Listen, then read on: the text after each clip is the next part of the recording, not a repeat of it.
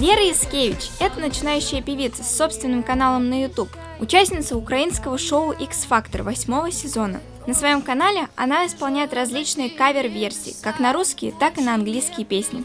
Забудь мое долгое молчание, прогулки в парке, первое свидание, и эти все неловкие касания, просто обо всем забудь. Лера приехала в Уфу из Минска с туром. В свои 20 лет она добилась того, что ее песня звучит в русской рекламе известной газировки. Подробнее об этом вы узнаете из интервью, которое мы взяли. Вот у тебя есть 2 альбома, да? «Йола» и «Привязанность». Угу.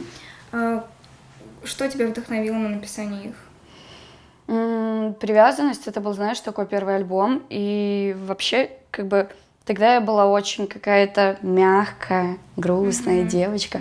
И да, и мне хотелось грустить, и поэтому его темперамент, тип, он вот такой вот мелодичный. Я интересовалась твоим творчеством и заметила песню «Обгоняя рассветы».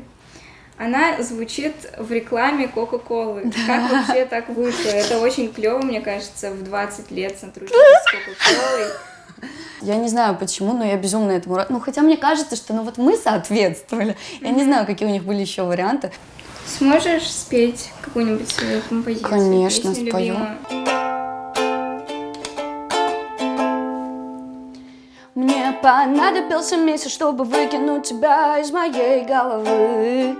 Мне понадобились ночи, что давили сильно очень и сжигали мосты. Риана Юнусова. Лера Яскевич. Специально для горы новостей.